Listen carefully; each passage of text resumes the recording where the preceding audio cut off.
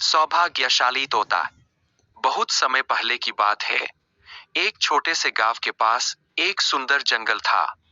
उस जंगल में तरह तरह के पक्षी और जानवर रहते थे। उन्हीं पक्षियों में एक अनोखा तोता भी रहता था, जिसका नाम चिरकू था। चिरकू को लोग सौभाग्यशाली तोता के नाम से जानते थे, क्योंकि जहां भी वह जाता, वहां कोई न कोई चमत्कार हो जाता या किसी की किस्मत बदल जाती। गांव के लोग मानते थे कि अगर चिरकू उनके घर आ जाए, तो उनके जीवन में सुख और समृद्धि आ जाती है। चिरकू हमेशा खुश रहता और अपनी मधुर आवाज में गाने गाता।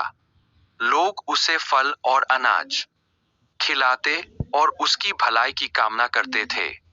चिरकू भी गांव के लोगों से बहुत प्यार करता था और जहां भी जाता, खुशियां बांटता। एक दिन गांव में एक गरीब किसान, जिसका नाम रघु था, बहुत परेशान था। उसकी फसलें बर्बाद हो गई थीं और उसके पास खाने को भी कुछ नहीं था।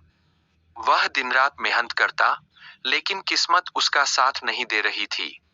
एक दिन रघु ने गांव के लोगों से चिरकू के बारे में सुना और सोचा कि शायद यह सौभाग्यशाली तोता उसकी भी मदद कर सकता है।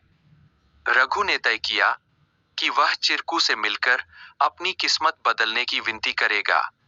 अगले दिन वह जंगल की ओर चल पड़ा और चिरकू को खोजने लगा। बहुत ढूंढने के बाद उसे चिरकू एक पेड़ की डाल पर बैठे हुए मिला। रघु ने बड़े ही आदर के साथ कहा। चिरकू ने रघु की बातें ध्यान से सुनी और उसकी आंखों में दया उमड़ आई। चिरकू ने अपनी चोंच में एक छोटी सी चमकती हुई पत्ती उठाई और रघु को देते हुए कहा, यह जादुई पत्ती है। इसे अपनी जेब में रख लो और जब तुम अपने खेत में काम करने जाओ, तो यह पत्ती तुम्हारी किस्मत बदल देगी। रघु ने धन्यवाद कहा और वह पत्ती लेकर अपने घर लौट आया। अगले दिन वह अपने खेत में काम करने के लिए गया। जैसे ही उसने खेत में जुताई शुरू की, अचानक से बारिश होने लगी। उसकी सूखी जमीन हरी भरी हो गई और थोड़े ही समय में उसकी फसलें लहलहा उठीं। रघु की मेहनत सफल हुई और उसकी किस्मत सच में बदल गई।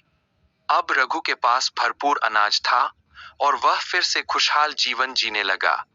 उसने गांव के लोगों को चिरकू की बुद्धिमानी और उसके द्वारा दी गई जादुई पत्ती के बारे में बताया। सभी लोग चिरकू की प्रशंसा करने लगे और उसे और भी अधिक प्यार देने लगे। लेकिन चिरकू ने रघु को एक बात कही थी। याद रखना, यह पत्ती सिर्फ तुम्हारी मेहनत का साथ देगी। अगर तुम मेहनत करना छोड़ दोगे, तो यह भी अपना जादू खो देगी। रघु ने चिरकू की बात समझ ली और कड़ी मेहनत जारी रखी। धीरे धीरे उसकी स्थिति पहले से बहुत बेहतर हो गई। वह गांव के सबसे सफल किसानों में से एक बन गया, लेकिन उसने कभी यह नहीं भूला कि उसकी सफलता में चिरकू और उसकी मेहनत का कितना बड़ा हाथ था। कहानी से सीख। इस कहानी से हमें यह सीख मिलती है कि किस्मत भी उन्हीं का साथ देती है, जो खुद मेहनत करते हैं। सौभाग्य और अवसर तभी काम आते हैं, जब हम अपने प्रयासों से उन्हें सही दिशा देते हैं।